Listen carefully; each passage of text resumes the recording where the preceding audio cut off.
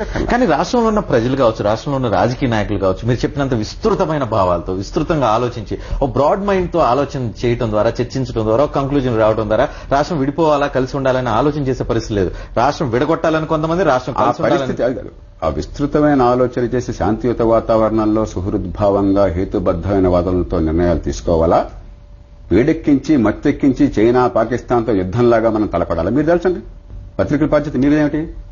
మరి జనంలో ఒక ఆలోచన పెంచాలని కోరుకునే నా బాధ్యత ఏమిటి?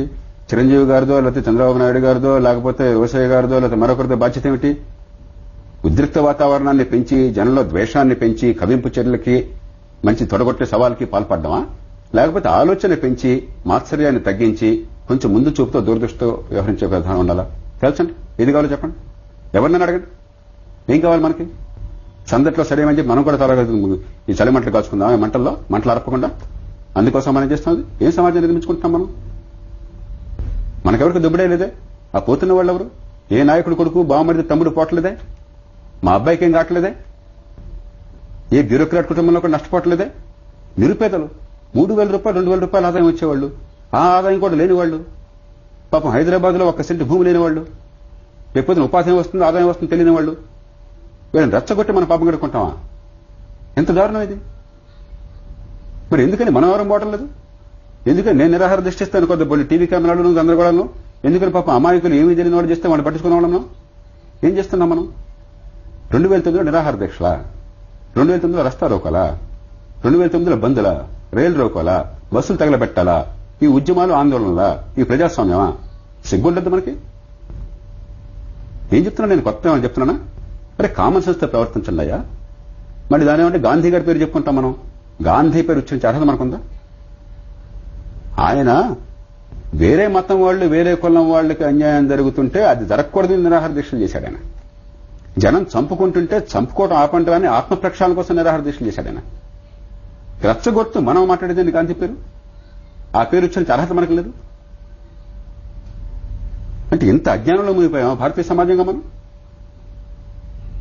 ఎక్కడో తెలియ తెచ్చుకోవాలి. టీఆర్పీ రేటింగ్స్ కోసం చెప్పిన పత్రికలు, టీవీలు, ఎన్నికల్లో ఓట్ల కోసం చెప్పని మరికొందరు, ఏదో రకంగా రెలవెంట్ కావాలని చెప్పిన ఇంకొకరు. అంతే తప్ప జనం జీవితానికి చాలా ఆలోచన ఉందా? ఆర్థిక వ్యవస్థ రోజుకు 200 కోట్ల రూపాయలు నష్టపోతున్నాం ఈ రాష్ట్రంలో. అది తెలంగాణ, రాయలసీమ, కోస్తాంధ్ర, హైదరాబాద్ తేడా అనేది అందరూ పోతున్నారుగా. ఇదా మనకు కావాల్సింది? ఎంత అజ్ఞానం ఇది, ఎంత మూర్ఖత్వం ఇది! ప్రత్యామ్నాయం ఇంకేమన్నదో చెప్పండి. అంతర్యుద్ధం చేసుకుంటారా? చంపేసుకుందాం అందరూ కూర్చొని? లేకపోతే రేపు తెలంగాణ రాష్ట్రం వచ్చినా రాకున్నా కూడా హిరణ్యాక్షులాగా ఎవడన్నా కూడా చాప చుట్టేసి తీసుకెళ్తారా భూమిని? ఈ భూమేగా, ఈ జనమేగా, ఇక్కడ బతకాల్సిందే కలిసి ఏదో రూపంలో. అంటే ఏమనుకుంటున్నాం మనం? ఏమన్నా బెరిన వాళ్ళగా గోడ కడతారు మీరేమన్నా? మన ప్రజలు, మనమంతా ఒక భాష మాట్లాడేవాళ్ళం, ఒక దేశంలో ఉన్నవాళ్ళం, ఒకే పౌరసత్వం, ఒకే ఆశ ఉన్నవాళ్ళం. లేని వైషమ్యాలు కులం పేరుతో మతం పేరు తీసుకుని పెంచడం ఏంటండి? కొన్ని సందర్భాల్లో ఉన్మాదం ప్రతి ఒక్కడికి వస్తుంది. ఆ ఉన్మాదాన్ని తగ్గించాలా పెద్ద మనిషి అన్నవాళ్ళు, దాన్ని పెంచాలా మనం? వీళ్ళలో ఎవడన్నా తాను పుట్టిన ప్రాంతాన్ని బట్టి, పుట్టిన కులాన్ని బట్టి మాట్లాడుతున్నారు తప్ప ఎవడన్నా రాజ్యాంగము, ప్రజలు, వాస్తవాల ఆధారంగా మాట్లాడుతున్నారా? అంటే ఇది చాలా అర్థం కాదా వేరే చూడాలా ఏమన్నా? Is the kind of India you want? అందుకోసం రాజ్యాంగం రాసింది, అందుకోసం స్వతంత్రం కావాలంది. కానీ జయప్రకాష్ గారు, మీరు రాజ్యాంగం తెలుసు, రాజ్యాంగంలో నిబంధనలు తెలుసు, మిగతా చాలా విషయాలు తెలుసు కాబట్టి మీరు ఇవన్నీ ఆలోచించి తెల్లవాడు ఆనాడు చర్చలు అన్నాడు, మీకు స్వతంత్రం ఎందుకు బడుద్దాయిలు? మీకు స్వతంత్రం వస్తే కులం పేరుతో, మతం పేరుతో, ప్రాంతం పేరుతో చస్తారు, మీరు చంపుకుంటారు ఒకళ్ళు. అవినీతితో దేశాన్ని దోచుకుంటారు, ఉప్పు మీద పప్పు మీద పన్నేసి సామాన్యుని విరగొడతారు, ఎవరికి చదువు ఆరోగ్యం అందకుండా వాళ్ళకి సామాన్యుల జీవితాన్ని నాశనం చేస్తారు, మీకెందుకే అన్నాడు.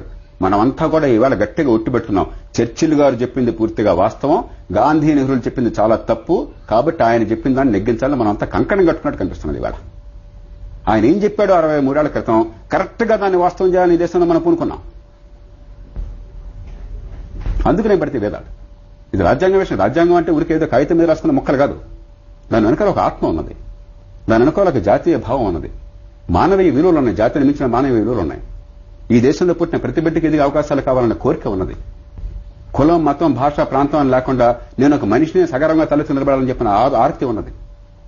అలాంటి రాజ్యాంగాన్ని రాసుకుని, అలాంటి రాజ్యవ్యవస్థ నిర్మాణం చేసుకునే బదులు ఈ రాజకీయాన్ని ఒక పచ్చి దగులుబాజీగానా? ఇంతమంది ఎమ్మెల్యేలు, ఎంపీలు అన్నారు, 30 ఏళ్ల నుంచి చేసిన వాళ్ళు ఉన్నారు. వాళ్ళ నియోజకవర్గాలు ఎట్లా ఉంది ఒకసారి మీరు చూడండి.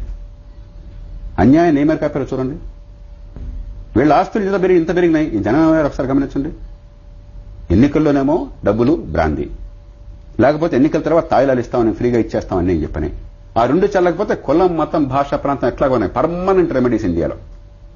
రాజకీయంలో మన దగులుబాజీతనానికి, మన దివాలా కొరతనానికి బ్రహ్మాండమైన పరిష్కారాలు ఏంటంటే కులం రెచ్చగొడితే, మతం రెచ్చగొడితే, ప్రాంతం రెచ్చగొడితే ఓట్లు గల్లాపెట్లు రావుతాయి. జనం ఆలోచించే పరిస్థితి ఉండదు ఉన్మాద దశ చేరితే. ఇలాంటి సమాజం మనకు కావాల్సింది. రైట్. జయప్రకాష్ చర్చను కంటిన్యూ చేద్దాం. జయప్రకాష్ నారాయణ చాలా ఆవేశంగా మాట్లాడుతున్నారు, ఆలోచింపజేసే విధంగా మాట్లాడుతున్నారు. ప్రస్తుతం ఉన్న సమాజంలో వేర్పాటు వాదానికి సంబంధించి కావచ్చు, కుల మత ప్రాంతీయ విభేదాలతో కొంతమంది రాజకీయ నాయకులు సృష్టించిన మారణ కాండకు సంబంధించి, సృష్టించిన రావణ కాష్టానికి సంబంధించిన ఆవేదన మరింత బ్రేక్ తర్వాత ఉంటుంది.